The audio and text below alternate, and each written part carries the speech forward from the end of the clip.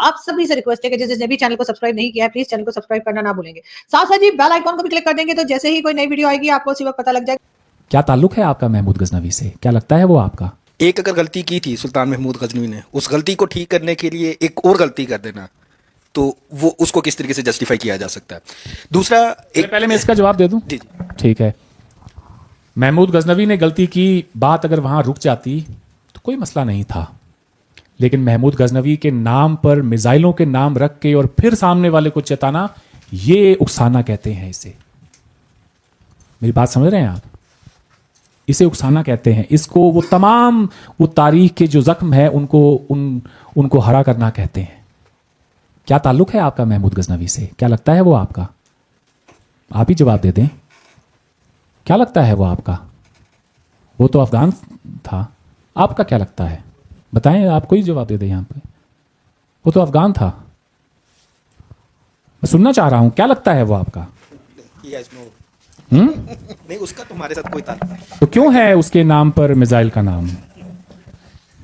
और कितने हजारों शिया उसने मारे दिल्ली में। अली शरीयती ने उनको काफी क्रिटिसाइज किया है कि उन्होंने, मौलाना वहीदुद्दीन खान ने भी किया है, लेकिन देखें जी ऐसे लोग बहुत कम हैं। मैं फिर से वाजे कर दूं कि ये आपकी पॉलिसी है, आप जैसे चाहें बनाएं। ये मुल्क आपका है, ये लोग आपके हैं, इस मुल्क की तरक्की आपके हाथों में है। आप जो चाहें मिसाइलों के नाम दें। मुझे एक साहब हैं यहाँ पे, उन्होंने एक प्रोग्राम, शायद आफ्ताब इकबाल से में से सो एक आप ही के साथ प्रोग्राम था, उन्होंने कहा कि हिंदुस्तान ने पृथ्वीराज चौहान के नाम पर पृथ्वी मिसाइल रखी, तो हमने कहा फिर अगर इस तरह से है तो फिर यही सही।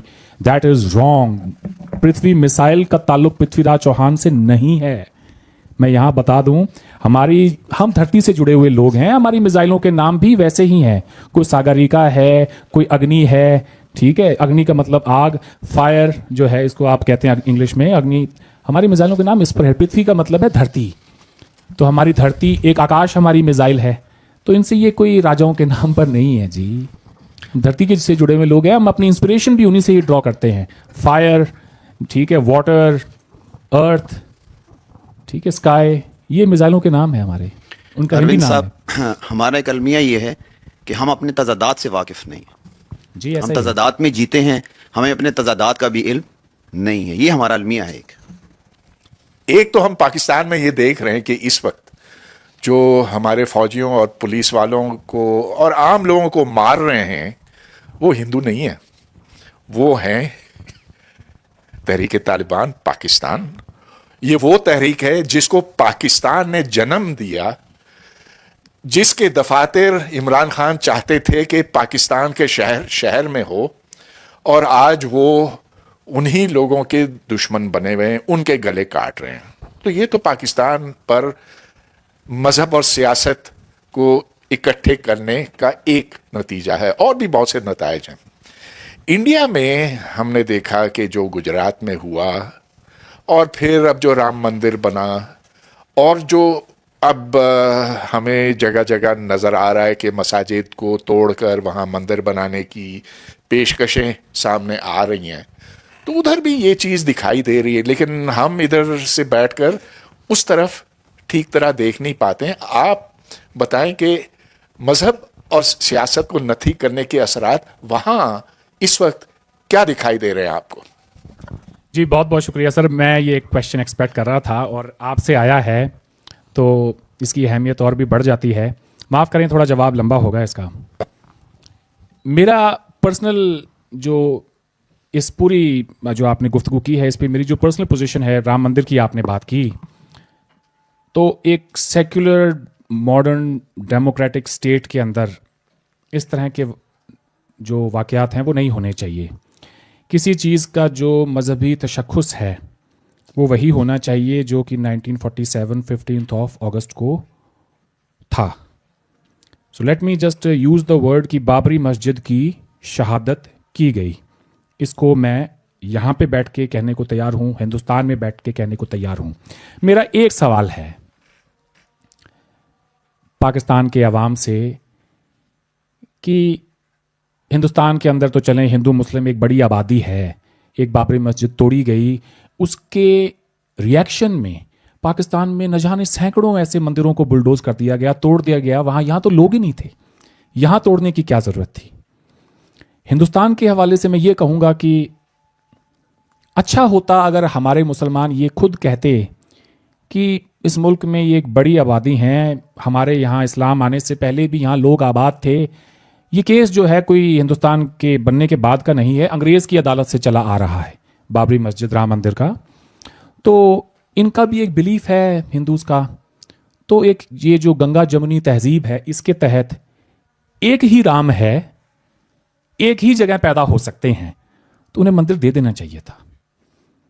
अगर हम इसी बात को एक ऑपोजिट वे में लें, अगर मैं ये पूछूं कि अगर यही बात पाकिस्तान में होती किसी एक मस्जिद को लेके और मंदिर का कोई ऐसा कोई इशू होता, तो ना ही तो मामला 30 साल अदालत में होता, ना ही जज साहब ने फैसला देना था, ताबड़तोड़ फैसला सड़क पर हो जाता और उस पर स्टेट भी नत्थी उसको कर देता।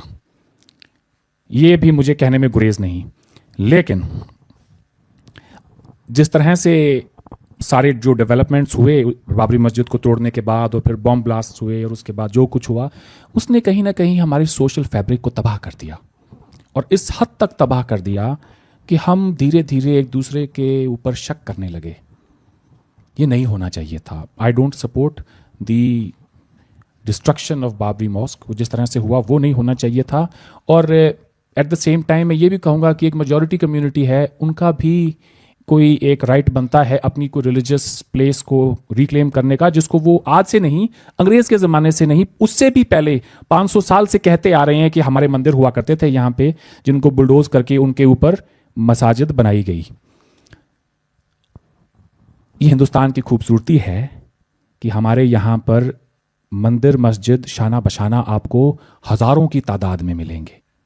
खालिद महमूद साहब जो पीसीबी के एक फॉर्मर चेयरमैन हुआ करते थे, अभी मैं 2-4 रोज़ पहले जब लाहौर में था तो प्रोग्राम स्टार्ट होने से पहले कुरान पाक की तिलावत हुई, तो उन्होंने मुझसे पूछा कि I hope this won't strain India Pakistan relationship, the fact that we have started the programme with the holy books recitation. तो मैंने कहा उनसे कि इस बात का जवाब मैं आपको अभी देता हूँ थोड़ी देर में।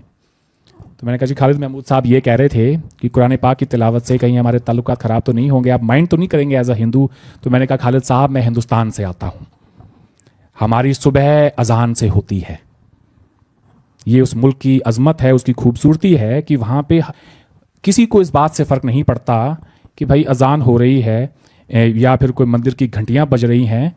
हम हज़ारों सालों से ऐसे ही रहते आए थे। और मैं आगे भी चल के यही कहूँगा आपके सवाल के जवाब में सर कि I say sir because you I consider you equivalent to Guru Dronacharya. बहुत कुछ सीखा है मैंने आपसे। एक हाईएस्ट ऑनर है टीचर के लिए। टीचर चाहे पाकिस्तान में रहता हो, इंडिया में रहता हो, उसके स्टूडेंट्स हर जगह पे होते हैं, उन्हीं में से आप एक हैं। आई don't support this religious fanaticism that we are seeing in our society. It's unfortunate. It's unfortunate। और हमें कहीं ना कहीं पे ये देखना होगा कि ये मजहबी तासुब हमें कहाँ लेकर जाएगा। इंसान तो वो है जो कि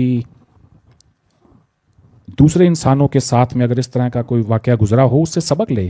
That's what makes us human beings। हमारे सामने पाकिस्तान की एक बहुत जीती जागती मिसाल है कि जब आप मजहबी तासुबात को उभारते हैं तो उसके रिजल्ट में क्या होता है। तो एक टेस्ट केस के तौर पे इस पूरे सब कॉन्टिनेंट के लोगों के लिए तो एक पाकिस्तान मौजूद है। तो हम अगर उस रास्ते पर गामजन है तो ये नहीं होना चाहिए। आई डोंट सपोर्ट इट। पर मैं ये भी यहाँ पे पूछना चाहता हूँ, कहना चाहता हूँ लोगों को कि जब इस्लाम के नाम पर आप पाकिस्तान बना रहे थे उस वक्त यही हिंदू जो आज जिसके बारे में बड़ी बातें हो रही हैं, आपने जिसकी निशानदेही की, और यही हिंदू सोसाइटी, एक मेजॉरिटी हिंदू सोसाइटी, हम कहाँ खड़े थे?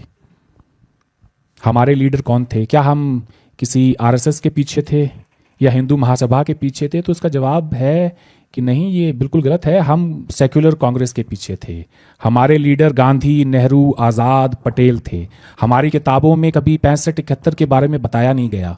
शायद यही वजह है कि मेरे क्लास में पढ़ने वाले मेरे दोस्त मकसूद या अयूब को मैंने कभी शक की नज़र से नहीं देखा, क्योंकि अगर वो चीज़ें पढ़ाई गई होती तो मैं कहता अच्छा तो एक और वो भी अयूब था। ये बच्चों के जहन पे बड़ा असर पड़ता है इस बात का। हमें ये चीज़ें कभी नहीं पढ़ाएगी। हमारे यहाँ कोई मुतालिया पाकिस्तान नहीं है, लेकिन एक सच ज़रूर है कि इन 60 सालों के अंदर आज़ादी के बाद भी हम उसी सेकुलर कांग्रेस के पीछे रहे, उसी को हमने वोट दिया, उन्हीं को हम बार बार लेकर आए। फिर क्या हुआ ऐसा कि आज हम जो हैं, जो आप में से ज़्यादातर लोगों का शिकवा है कि जी इंडिया जो है एक हिंदू पॉलिटिकल पार्टी को वोट डाल रहा है, बीजेपी को। कुछ तो वजह होगी कि जो लोग आज़ादी के 60 साल बाद भी एक सेकुलर कांग्रेस के पीछे खड़े थे, आखिर ऐसा क्या हुआ कि उन्हें बीजेपी को वोट देना पड़ा? ये एक सवाल मैं आपके लिए छोड़े जाता हूं।